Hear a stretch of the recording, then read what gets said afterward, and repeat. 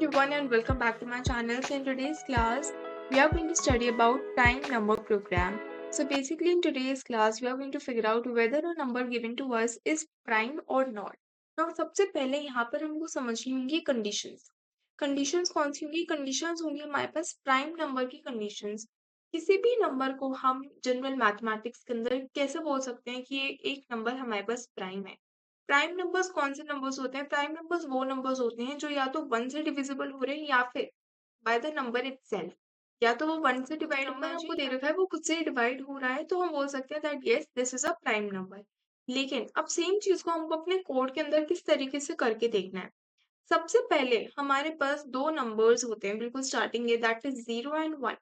0 and 1 हमारे पास कोई भी प्राइम नंबर्स नहीं होते. हमको प्राइम नंबर चेकिंग कहाँ से स्टार्ट करनी है? हमको प्राइम नंबर चेकिंग स्टार्ट करनी है फ्रॉम 2 ऑनवर्ड्स. 2 ऑनवर्ड से मैं मतलब बोल सकती हूँ कि जो नंबर्स मेरे पास 2 से बड़े हैं या फिर 2 के इक्वल है, या फिर मैं बोल सकती हूँ कि जितने भी नंबर्स मेरे पास 1 से ग्रेटर हैं, उन सारे नंबर्स में मुझे चेक करनी होगी अपनी प्राइम नंबर की कंडीशंस. नाउ प्राइम नंबर की कंडीशंस चेक करने के लिए फॉर एग्जांपल मुझे जो यहाँ पर नंबर गिवन है दैट इज 7 लेट्स. ठीक है, अब मैं किस तरीके से चेक कर सकती हूँ कि 7 एक प्राइम नंबर है या फिर नहीं है.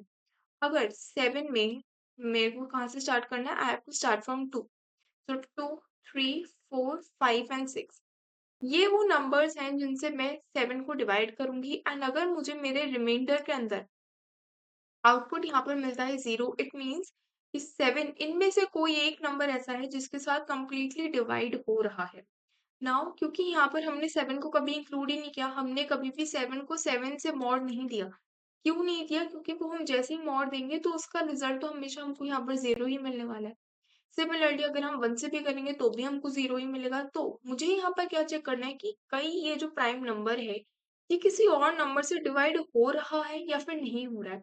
And if it is getting divided and यहाँ पर हमको रिमाइंडर 0 मिल रहा है, तो फिर मैं बोल सकती हूँ कि ये मेरा एक प्राइम नंबर है. लेकिन अगर ऐसा नहीं हो रहा है तो हम बोल सकते हैं कि नहीं, ये एक प्राइम नंबर नहीं है. तो यहाँ पर अगर आपने नोटिस किया हो तो यहाँ पर हम दो टाइप्स के कंडीशंस को चेक करने वाले हैं. यहाँ पर हम यूज करने वाले हैं अपना नेस्टेड इफ एल्स लूप. क्या यूज करने वाले हैं? नेस्टेड इफ एल्स को यहाँ पर हम यूज करने वाले हैं. सबसे फर्स्ट कंडीशन हमारे पास क्या है?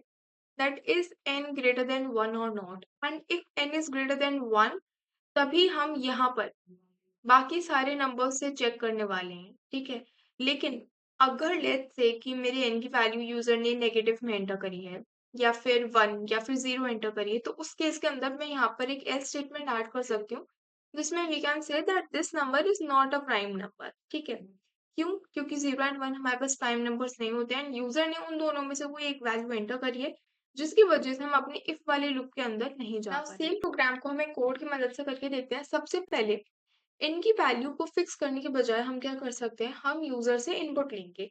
अब क्योंकि we are taking a number as an input, तो यहाँ पर हमको टाइप कास्ट करना पड़ेगा into an integer. Int input, यहाँ पर लिखेंगे एंटर दी नंबर. जो भी नंबर है यूजर यहाँ पर एंटर करेंगे. नाउ सेकेंडली मुझे चेक करना है कि क्या मेरा ये जो नंबर है इट इज ग्रेटर देन 1 और नॉट. एंड जैसे ही मैं ये कंडीशन चेक कर लेती हूँ, अगर ये कंडीशन ट्रू हो जाती है तो फिर मेरे पास एक लूप है वो रन करना चाहिए. और आई इन रेंज. रेंज मुझे कहाँ से कहाँ तक लेनी है? रेंज की अगर मैं बात करूँ तो रेंज में हमने क्या बोला कि मुझे 2 से स्टार्ट करना होगा. एंड रेंज में मेरे पास 3 चीजें आती हैं. कितनी चीजें आती हैं? आर्ग्यूमेंट्स के अंदर अगर हम देखें तो हम 3 चीजें लेते हैं. सबसे पहले हम लेते हैं स्टार्ट क्या है, स्टॉप क्या है, and what is the step. Step मतलब कि कितने से हमको इंक्रीमेंट करना है ना. हमको यहाँ पर 1 से इंक्रीमेंट करना है, तो अगर हम इसको नहीं भी इंक्लूड करेंगे तो कुछ फर्क नहीं पड़ेगा क्योंकि बाय डिफॉल्ट वो 1 से ही इंक्रीमेंट करेगा. ना यहाँ पर सबसे पहले हमको इंक्लूड करना पड़ेगा स्टार्ट. हम कहाँ से स्टार्ट करना चाहते हैं? ना 0 एंड 1 के लिए हम ऑलरेडी कंडीशंस को चेक कर चुके हैं, तो यहाँ से हम 2 से स्टार्ट करने वाले हैं. एंड कहाँ तक मुझे जाना है? जो मेरा ये n है, n को तो मुझे इंक्लूड करना नहीं है. n को मुझे इंक्लूड क्यों नहीं करना है? n को इसलिए इंक्लूड नहीं कर सकते अपन क्योंकि अगर मैं n को n से ही डिवाइड करूंगी, अगर मैं 7 है लेट्स से n की वैल्यू, अगर मैं उसको 7 से ही मोड़ दूंगी तो मुझे यहाँ पर आंसर 0 मिलने वाला है. तो इसीलिए मैं क्या बोलूंगी कि मेरा जो लूप है it should run till n-1. मतलब अगर n की वैल्यू मेरे पास 7 है तो 7 - 1 विल गिव मी 6. मतलब एक वैल्यू कम तक ये रन करना चाहिए। लेकिन हमारे पास रेंज के अंदर जो स्टॉप की वैल्यू होती है वो तो यहाँ पर होती है एक्सक्लूसिव। एक्सक्लूसिव मीन्स कि वो यहाँ पर इंक्लूड ही नहीं होती है, उससे एक कम वैल्यू इंक्लूड होती है। तो यहाँ पर हम लिख सकते हैं 2 से लेकर n तक मुझे मेरे रेंज फंक्शन को यहाँ पर रन करवाना है, 2 कॉमा n। ठीक है, ये तो मैंने लिख दिया कि मुझे मेरा लूप कहाँ से कहाँ तक रन करवाना है। लेकिन सेकंड कंडीशन जो मेरे पास यहाँ पर रहेगी दैट वुड बी कि आई की वैल्यू यहाँ पर जितनी बार भी इंक्रीमेंट होता रहेगा, आई से मुझे एन का यहाँ पर मॉड दे, एन मॉड आई। एंड अगर इसकी वैल्यू यहाँ पर 0 के इक्वल आती है, विच मीन्स कि अगर यहाँ पर रिमाइंडर हमको 0 के इक्वल मिलता है, तो हम यहाँ पर सिंपली प्रिंट कर सकते हैं that it is not a prime number. ठीक है, अगर यहाँ पर मैंने एक बार चेक कर लिया और अगर ये स्टेटमेंट यहाँ पर एग्जीक्यूट हो गया, तो मैं नहीं चाहती कि इसके आगे कहीं पर भी मेरा लूप रन करे। वैसा क्यों? क्योंकि लेट्स से मेरे पास जो मैंने आई की वैल्यू ले रखी है that is 4, let's say, sorry, यहाँ पर जो n की वैल्यू ले रखी है वो मैंने 4 ले रखी है। हमारा जो रेंज फंक्शन होगा, range function will start from 2 to 4। ठीक है, ये मेरे पास रहेगा, तो यहाँ पर ये 2 एंड 3 के लिए इस वैल्यू को चेक करने वाला है। अगर n की वैल्यू 4 है, मैंने यहाँ पर लिखा 4 मॉड 2, तो इसका रिमाइंडर तो मुझे 0 ही मिलेगा। इसका रिमाइंडर मुझे यहाँ पर 0 मिल गया, तो यहाँ पर क्या करेगा, ये प्रिंट करके लिख देगा it is not a prime number. लेकिन ये यहीं पर रुकेगा नहीं, ये वापस से ऊपर जाएगा, आई की वैल्यू को यहाँ पर इंक्रीमेंट करके कर देगा 3। Again this condition will be check, और जब इस टाइम पे मेरी कंडीशन फॉल्स हो जाएगी, तो ये क्या करेगा, ये एल्स पार्ट को भी एग्जीक्यूट कर देगा। तो मुझे वो चीज नहीं करनी है, मुझे क्या करना है कि जैसे ही यहाँ पर ये प्रिंट होता है नॉट अ प्राइम, ही वहीं खत्म हो गया। क्यों? क्योंकि हमको यही चेक करना है ये प्राइम है या फिर नहीं। अगर उसने एक भी बार ये स्टेटमेंट एग्जीक्यूट करवा दिया, it means it is not a prime number. तो अब मैं ऐसा क्या लिखूं यहाँ पर जिसकी मदद से मैं पूरी के पूरे आइटरेशन से यहाँ पर आउट आ जाऊं। तो यहाँ पर we can simply write break statement. Break के बारे में हमने पहले से पढ़ रखा है कि ब्रेक क्या होता है, सेमीकोलंस को इंक्लूड नहीं करना है। नाउ अगर ऐसा नहीं होता है, लेट्स से कि हमारा जो वो हमने नंबर दिया वो एक प्राइम नंबर नहीं है, तो इसका मतलब वो एक प्राइम नंबर है, राइट। अगर मेरा इफ ब्लॉक एग्जीक्यूट नहीं हुआ है दैट मीन्स कि मेरा एल्स ब्लॉक एग्जीक्यूट होना इंपॉर्टेंट है। मैं यहाँ पर लिख सकती हूँ प्राइम नंबर।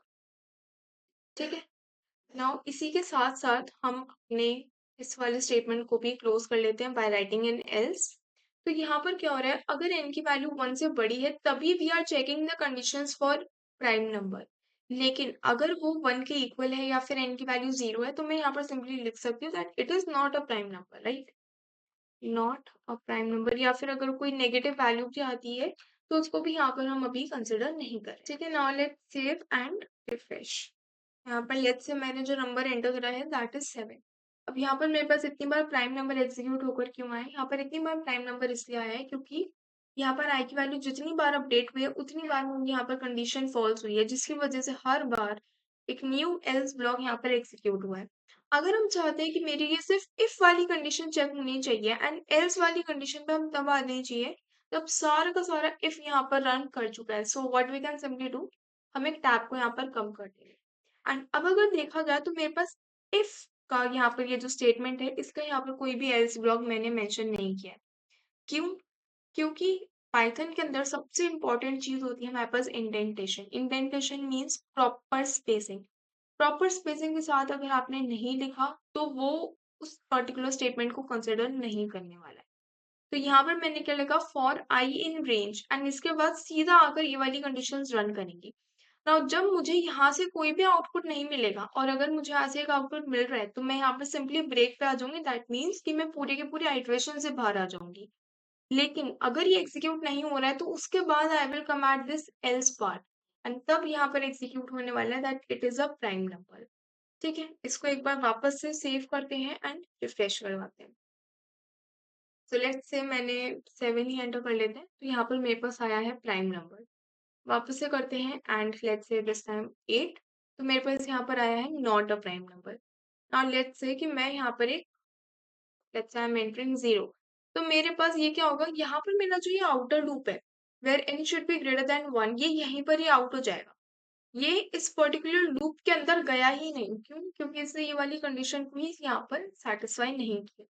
अगर यहाँ पर एक नेगेटिव वैल्यू को एंटर करके देखें, लेट्स से -4, तो भी मेरे पास यहाँ पर शो होगा that it is not a prime number, because again -4 is not greater than 1/n। ठीक है, तो इसी तरीके से हम चेक कर सकते हैं कि कोई भी नंबर एक प्राइम नंबर है या फिर नहीं है। When you are starting with Python, when you are learning Python, तो स्टार्टिंग में आपकी यूनिवर्सिटी एग्जाम्स में या फिर अगर आप कोई भी कॉम्पिटेटिव एग्जाम्स भी देते हो, so this is very important for logic building. यहाँ से हमारा लॉजिक बिल्डिंग स्टार्ट होता है कि किस तरीके से पाइथन के अंदर कंडीशंस, लूप्स किस तरीके से यहाँ पर काम करते हैं। इंडेंटेशन का आपको बहुत ज्यादा यहाँ पर ध्यान रखना होगा, तभी हमारे पास एक करेक्ट कोड यहाँ पर बनकर आएगा। ठीक है, so yeah, that's all for today. Subscribe to the channel if you're new to the channel, and don't forget to hit the bell icon. And if you're having any doubt in today's lecture or any of the previous lectures, do let me know in the comment section and I'll take up your doubt. Thank you so much, and I'll meet you in the next video.